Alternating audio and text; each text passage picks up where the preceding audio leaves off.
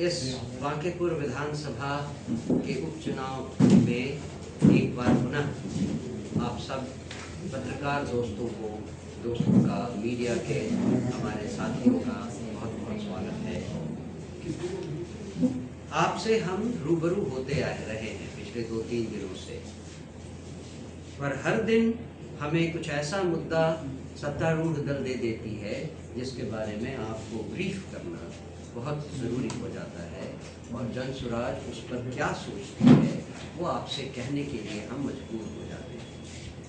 आज आप सब ने देखा कि मिडनाइट के आसपास एक वीडियो जारी हुआ जिसमें नीतीश बाबू, हमारे पूर्व मुख्यमंत्री, बांकीपुर की जनता से एक अपील कर रहे हैं। जिन ने उस वीडियो को ध्यान से देखा है उनको बिना किसी मुश्किल के ये समझ में आ जाएगा कि ये AI जनरेटेड वीडियो है, और इस वीडियो में जो नीतीश बाबू से कहलवाया जा रहा है, बीजेपी से हमारी यही इल्तिजा है, यही प्रार्थना है कि ठीक वही चीज़ें आप नीतीश बाबू के मुंह से सही तरह से कहलवा कर फिर से बांकीपुर की जनता को एक बार भेज दीजिए।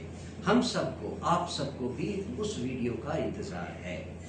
ये इसलिए हुआ है कि बीजेपी के पास अब अंतिम अस्त्र यही बच गया है कि जिस मुख्यमंत्री के नाम पर उन्होंने पिछले चुनावों में बिहार के लोगों से वोट की भीख मांगी और 5 महीने के भीतर उनको धता बता दिया, उनके पीछे दरवाजा बंद कर दिया, आखिरकार उनका सहारा लेना पड़ रहा है उनको बांकीपुर में अपनी इज्जत बचाने के लिए। बांकीपुर के लोगों को गुमराह करने का एक और तरीका उन्होंने निकाला है इस तरह से। हमें और कुछ नहीं कहना, हम केवल बीजेपी से इतना चाहते हैं कि वो यही बात नीतीश बाबू से प्रॉपरली रिकॉर्ड करके हमें दिलवा दे, हम उन पर ये एलिगेशंस अपने वापस ले लेंगे। पर वो ये करने वाले हैं नहीं, क्योंकि अभी तक जो हुआ है उन सब को आपने देखा है। जिस तरह से वो गलत प्रचार करते हैं, जिस तरह से वो आचार संहिता का उल्लंघन करते हैं, पोस्टर्स गलत तरीके के भ्रामक पोस्टर्स बनवाते हैं, उनको छपवाते हैं, जन सुराज के पोस्टर्स और बैनर्स को फाड़ देते हैं, और हमारे कार्यकर्ताओं को कभी पिटवाते हैं, कभी उनको धमकाते हैं। किसी उनकी अपनी रैली में किसी ने एक सवाल उनसे पूछ लिया तो उनको साफ सामने से धमकाने का काम किया है। ये सब आप देख चुके हैं, इन सब पे वीडियो भी वायरल है और बांकीपुर की जनता भी इसको देख चुकी है। तो अब वो किस हद तक नीचे गिरेंगे, इसी की सीमा आंकना अब बाकी बच गया है। आप जानते हैं कि कल हमने चुनाव आयोग से इस बात की शिकायत की कि उन्होंने जीविका दीदियों को और आंगनबाड़ी की महिलाओं को चुनाव के इस प्रचार प्रसार में और बाद में चुनाव जब होता है उस दिन भी इसका मिसयूज करते रहे हैं। पिछले चुनाव में भी किया था। हमारे कहने पे कल ये स्पष्ट आदेश दिया गया चुनाव आयोग के द्वारा कि चुनाव की प्रक्रिया में गैर सरकारी और अर्ध सरकारी कर्मचारियों का और महिलाओं का उपयोग नहीं किया जाएगा। उसके बावजूद जैसा कि आज पता चला, कल जो रैली हुई बीजेपी की, उस रैली में बाहर से बुलाई हुई महिलाओं को ही केवल वो जमा कर पाए, बांकीपुर के लोगों को जमा करने की उनकी हिम्मत नहीं हुई। उनकी ताकत ही नहीं है कि बांकीपुर के लोगों को वो अपनी किसी भीड़ में शामिल कर सके।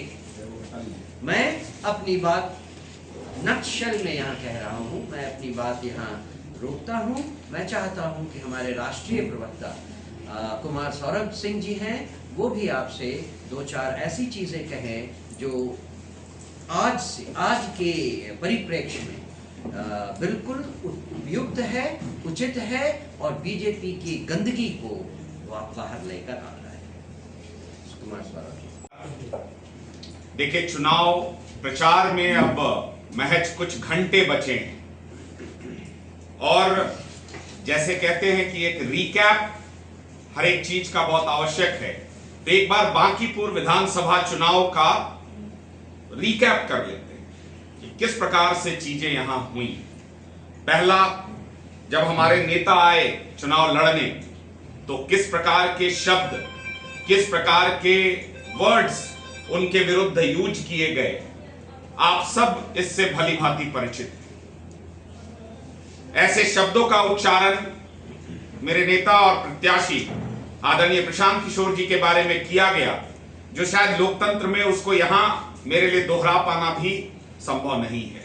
इसके बाद भी महादेव का नैसर्गिक न्याय देखिए कि जो भारतीय जनता पार्टी देश भर के पार्टियों को तोड़कर स्वयं में मिलाते थे, उनके प्रत्याशियों को डराया धमकाया खरीदा बैठाया जाता था, ऐसे भारतीय जनता पार्टी के पहले प्रत्याशी ने 24 घंटे के अंदर अपना नामांकन वापस ले लिया। उसके बाद उससे भी ज्यादा सुरखाब के पर वाले प्रत्याशी को बांकीपुर में उतारा गया, जिनका आवाज आज तक बांकीपुर के 3,80,000 मतदाता कि वो किस प्रकार से कैनवसिंग करते हैं या कैसे बोलते हैं वो तो देखा नहीं। आप लोगों ने देखा कि किस प्रकार से उनको यहां कभी यहां दबाया जा रहा है, कभी मुंह दबाया जा रहा है, कभी पीठ पे धकेला जा रहा है। खैर, ये चुनाव का बहुत अहम मुद्दा नहीं है, वो किसको लड़ाते हैं, कैसे लड़ते हैं,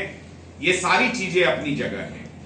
हम लोगों ने कभी इस बात पे ऐतराज नहीं किया कि प्रशासनिक महकमे दल बल पुलिस सुरक्षा बल के साथ आप कैसे 201 विधायक, 35 मंत्री, 45 विधान पार्षद और हजारों की संख्या में पूर्व विधायक, पूर्व मंत्री, पूर्व विधान पार्षद और कार्यकर्ताओं को यहां लगाया गया। चुनाव में सभी दलों को चुनाव लड़ने का अधिकार है, लेकिन आदर्श आचार संहिता में प्रशासनिक दुरुपयोग आपका अधिकार नहीं है। और इस पर अध्यक्ष जी ने जैसा कहा, हम लोगों ने मजबूती से चुनाव आयोग के साथ लड़ाई लड़ी।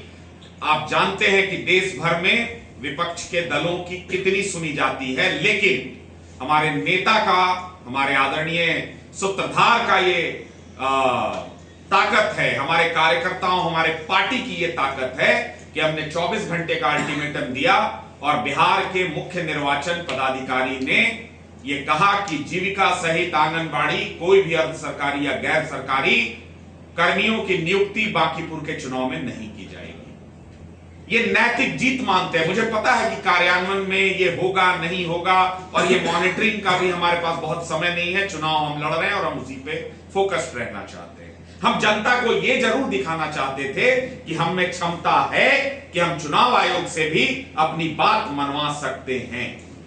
अब आज का जो प्रेस वार्ता है उस पर दो प्रमुख विषय हैं जिसको संज्ञान में लाना चाहते हैं। देखिए, भारतीय जनता पार्टी ने इसी विधानसभा में कहा कि यहां तो कोई लड़ाई नहीं है, कौन है प्रशांत किशोर। तो आज चुनाव प्रचार खत्म होने के पहले मुझे उम्मीद है कि भारतीय जनता पार्टी और उनके सभी बड़े नेताओं मंत्रियों को जवाब मिल गया होगा कि कौन है प्रशांत किशोर, कौन है जनसुराज। और इसकी बानगी ऐसे दिखती है कि जिसके नाम पर 2025 का विधानसभा चुनाव लड़ा गया, 25 से 30 फिर से नीतीश, और उनको 6 महीने भी नहीं बीते, उनको 2026 नीतीश फिनिश ये कर दिया गया।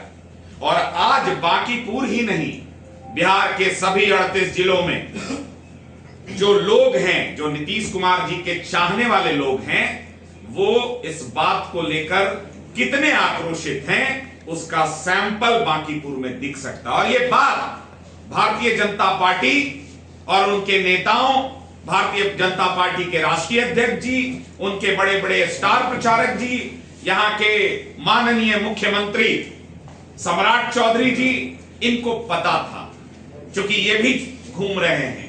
कल एक मीडिया के बंधु ने पूछा कि उनकी सभा में बहुत भीड़ थी रोड शो में। मैंने कहा भीड़ तो बहुत थी, इसलिए कि अलग अलग जिलों से बसों में भरकर जो लाया गया उसे भी मीडिया ने दिखाया है, लेकिन वहां बांकीपुर के मतदाता नहीं थे।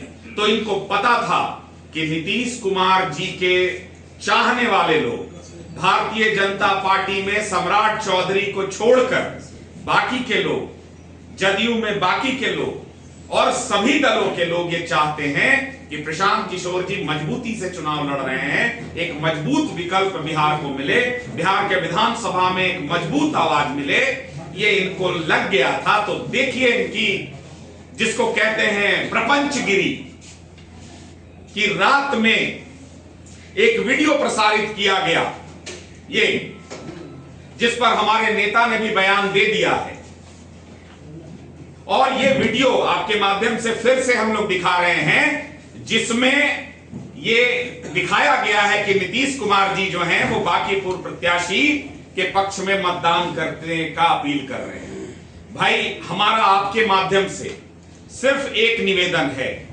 कि आप में से किसी भी एक प्रतिष्ठित मीडिया चैनल को या प्लेटफॉर्म को स्वयं चले जाइए और हमारे पूर्व मुख्यमंत्री आदरणीय नीतीश कुमार जी, यही बात जो इस वीडियो में कही गई है, ये अगर वो दोहरा देते हैं तो हम लोग मान लेंगे, हमारे नेता ने कहा है कि हम लोग मान लेंगे और आप जो कहिएगा वो करेंगे। ये प्रपंच है, ये झूठ है, ये एक प्रकार का बांकीपुर के मतदाताओं के साथ धोखा है कि आप अभी भी नीतीश कुमार के चेहरे पर धोखा घड़ी करने से, प्रपंचबाजी करने से बाज नहीं आ रहे हो। और यही बात हम ये आपके माध्यम से बताने आए हैं कि तरह तरह के जनसुराज के सारे नेताओं पर जो आप कर रहे थे, रेड, छापे, ईडी, सीडी, आईटी, जीएसटी, इसके अलावा आपने प्रपंच रचा कि फिर यहां जीविका और आंगनबाड़ी दीदियों का खेल करे, जाके मतदाताओं को आप डराने लगे कि तुम्हारा राशन कार्ड से नाम कट जाएगा, तुम्हारा पेंशन बंद हो जाएगा, और उस पर हम लोगों ने किया। तो हमारी लड़ाई चौतरफा है। और देखिए, चुनाव प्रचार खत्म होने के कुछ देर पहले इसको चुनाव आयोग में हम लोग लेकर गए हैं, लेकिन देखिए अंतिम में आ गए, अपने ओरिजिनल जो मौंजुलिका है इनके अंदर की, वो बाहर आ गई है। हाँ, इनके अंदर की मौंजुलिका फाइनली बाहर आ गई है। ये पोस्टर देखिए, गर्व से कहो हम हिंदू हैं, हमारा वोट भगवा को, राष्ट्रीय अध्यक्ष जी का फोटो लगा हुआ है, बगल में जो है प्रत्याशी का फोटो लगा हुआ है, और ये चुनाव आयोग को नहीं दिख रहा है। दिखेगा भी कैसे शिकायत करने के बाद। चलिए दूसरा देखते हैं, गर्व से कहो और जूम, ऊपर देखिए अमित शाह जी, सम्राट चौधरी जी, पढ़िए कि आदर्श आचार संहिता में क्या ये अलाउड है कि आप धार्मिक ध्रुवीकरण करेंगे।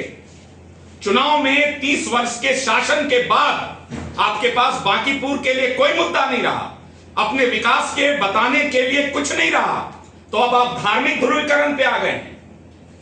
क्योंकि आपको पता है कि प्रशांत किशोर जी प्रचंड बहुमत से और एक बड़े मार्जिन से बांकीपुर का चुनाव जीत रहे हैं। और फिर कह रहा हूं कि ये किसी जनसुराज या किसी अन्य दल की ताकत नहीं है, ये बांकीपुर के 3,80,000 मतदाताओं की ताकत है, जो बांकीपुर के 24 वार्ड और 422 बूथ पर आपका जवाब देने के लिए बैठे हैं, आपके निरंकुशता का जवाब देने के लिए बैठे हैं, आपके अहंकार का जवाब देने बैठे हैं। जब आप रथ पर होते हैं और बजरंगबली भाजपा का झंडा हाथ में लेकर नीचे नाच रहे होते हैं, जब आप राम मंदिर के नाम पर देश के हिंदुओं को बरगलाते हैं और उनके द्वारा दिए गए चंदे की लूट करते हैं, जब आप बांकीपुर में 30 वर्षों का डबल इंजन ट्रिपल इंजन शासन कहते हैं और जाइए वहां जो नारकीय स्थिति है, वहां की जो शिक्षा, स्वास्थ्य और अदर चीजों की स्थिति है, उस पर आपको कोई जवाब नहीं देना है। तो आप घबराइए मत।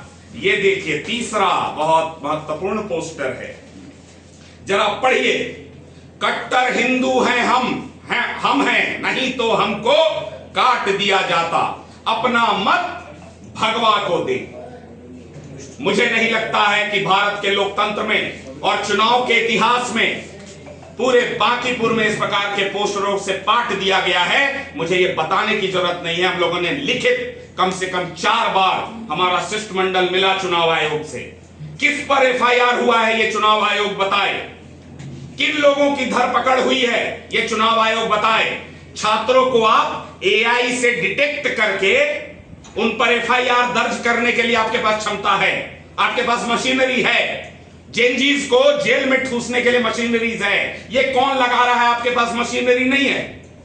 और आप कह रहे हो कि फ्री एंड फेयर इलेक्शन हो रहा है बांकीपुर में, तो आप इसके बावजूद, हम सिर्फ आपका मुखड़ा एक्सपोज करना चाहते थे। हम चुनाव मजबूती से लड़ रहे हैं, आप चिंता मत करिए। और 3 तारीख को पता चल जाएगा आपको कि बांकीपुर में 30 तारीख को ऐतिहासिक में मतदान होगा। सब लोग कहते हैं यहां वोट कम पड़ता है, आपके माध्यम से आज भविष्यवाणी कर रहे हैं कि बांकीपुर में कम से कम 5 से 10% वोट ज्यादा पड़ेगा इस बार।